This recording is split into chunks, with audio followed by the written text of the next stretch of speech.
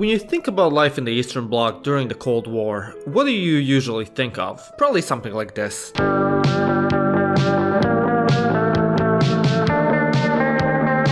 However, much of that mental schema was created by none other than television. Although life in Eastern Europe was in many aspects gloomy, not all of it was smoked cigarette butts, empty vodka bottles, and beaten wives. And nothing demonstrates this better than Eastern Europe's own Eastern Bloc TV. Whenever we mention Soviet-era television, people most usually think of grand cinematic masterpieces produced by the Soviet Union and Russia, such as Moscow Doesn't Believe in Tears, or The Irony of Fate. Or if you're a bit more niche, you might think of the famous Yugoslavian films such as Who is Singing Over There, or Marathoners Run a Honorary Round. Yet, amongst these heavy hitters stands another nation, Hungary, which has arguably created one of the greatest Cold War era TV programs that has over the years garnered a sizable cult following and spawned thousands of memes all over the country. I'm talking about none other than the Mézga family. Jó napot, Magyarország! The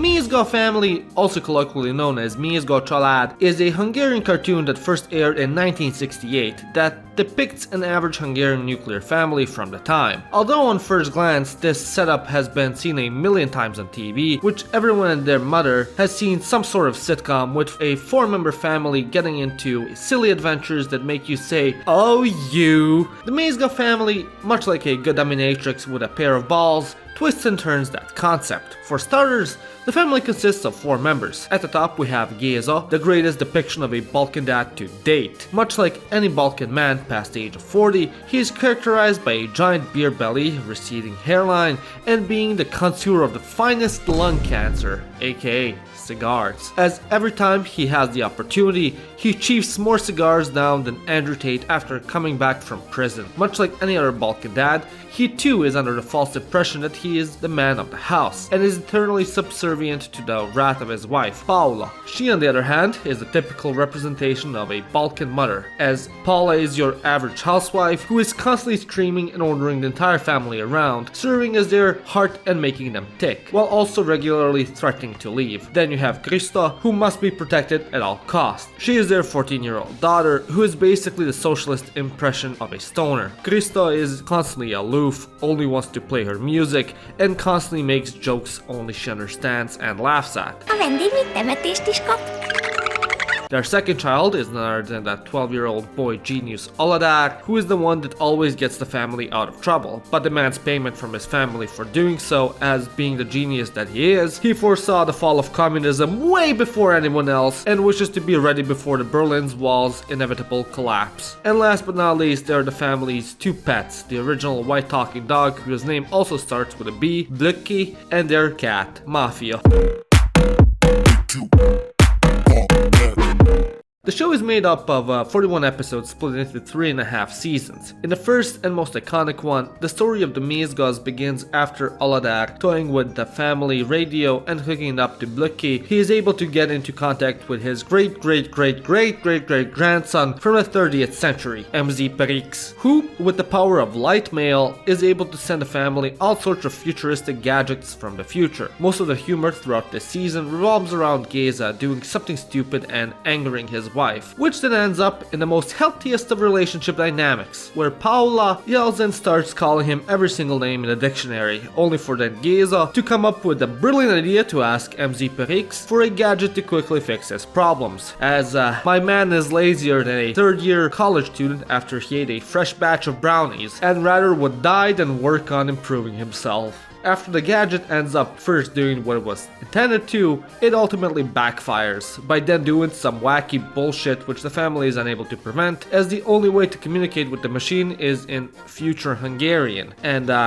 Considering regular Hungarian is already as hard as it is, things always end up in a disaster, and the family finishes the episode by going through unimaginable futuristic torture and public humiliation. And after each excruciating torture session by the device, Paula ends up saying that she should have married her previous sweetheart, Pisti Hufnagel. A great example of the show is episode 5, Robot Director. Géza calls a chimney sweeper to clean out their chimney. As usual, Paula and Géza get into a bickering session while Krista is, Krista. Paula objects to it being cleaned because she doesn't want to clean up the soot that it will come out of the chimney. Géza, being the confident chant he is, ensures her that there will be no mess. And as you can imagine, this proves false and the entire apartment gets covered in soot. Paula, enraged by the entire house now being covered in dust, leaves for her mother's and proclaims she is not coming back until Géza cleans every single inch of the house. Én kitartok melletted a hamuesőben is, mint a pompei katona. Realizing this is too much work, he then decides on pestering Aladag to come into contact with MZ Perix. However, after coming into his room, he discovers Aladag took his cards and is conducting a science experiment with them, and ultimately ruined them. Géza gets tempted to beat his son, but knows he needs him more than Aladag needs him, and acts nice instead. This is ultimately an ongoing joke, as every episode Aladag takes another one of his father's possessions, ruins them, but Géza contains his anger as his boy is only able to come into contact with MZ per X. Soon after, Géza gets into contact with him. A feleségem elment a mamájához, és itt hagyott engem egy elűszkösödött lakással. Mi az a feleség?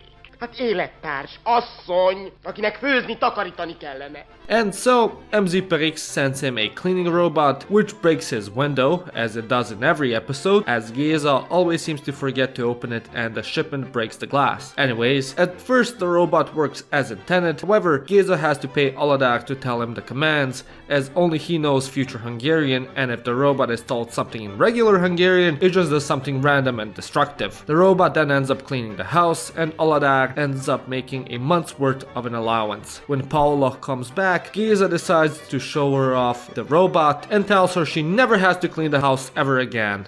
Yet, because Aladag keeps asking for double the money for each command, Géza becomes cocky and orders a robot in regular Hungarian, which ends up backfiring and destroying the house. And that's essentially how all of Season 1's episodes play out, which, although repetitive in format, has a great variety of memorable moments. Szülői értekezletről jövök. Ott kellett megtudnom, hogy Krista 3 tárgyból is bukásra áll.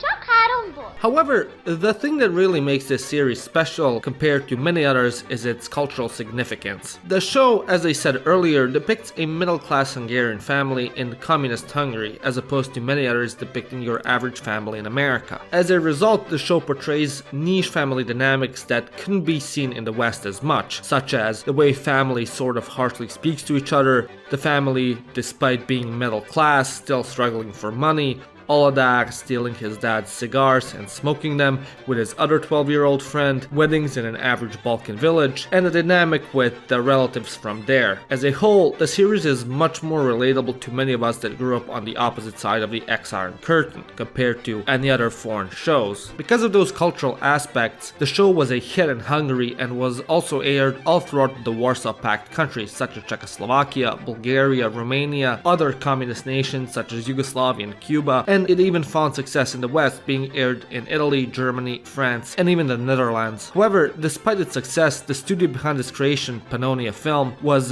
constantly struggling financially. You know, being a film studio in an impoverished communist country and all. Luckily, the deficit for its production was subsidized by a French producer who was really charmed by the show. After its first season, the Mézga family created 2 subsequent seasons, the second airing in 1972 called Aladag's Peculiar Adventures, and the third airing in 1978, named Mézga Family on Vacation. The second season mostly revolved around Aladag and his adventures through space with Blöcki, who, by the way, talks now. According to the lore, between the first and second season, Aladag, the boy genius, casually taught his dog to speak. No futuristic devices or magic, just regular Pavlovian conditioning. Together, they then go each episode to a different planet via the spaceship he got from MZ Perix, and honestly, I couldn't really watch this this season. I found it quite boring, as the main thing that made the show work was the whole dynamic of the family. With them barely getting any screen time, the show kind of became a generic socialist Peabody and Sherman knockoff. And yes, I say knockoff of the original Peabody and Sherman, as they came out in 1956. Even so, a fun trivia fact is that 2 of its episodes were banned in Czechoslovakia because they criticized socialism in a subtle way. I couldn't really find any information about it online, and I really couldn't be bothered to watch through the season, so if you know which ones they are, please let me know in the comment section. The 3rd season, however, is much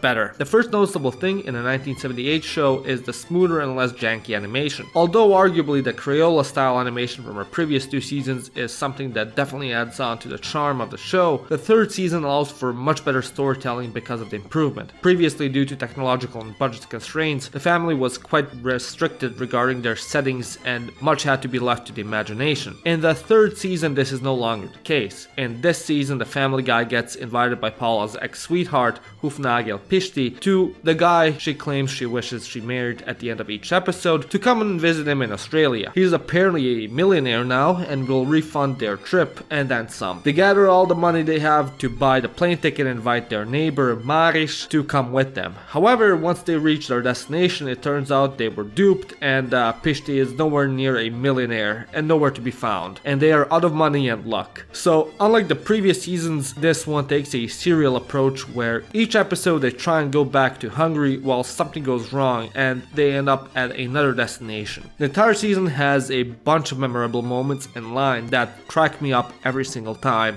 A Hufnagel Pisti? Az neked Pisti bácsi. Igaz, az apám lehetne, ha akkor nem vigyázol. Krista! Alongside that, it is also full of the cast trying to speak English, which is just the cherry on top. What do you like to drink, madame? Yes! Beg your pardon? Ügyes lány.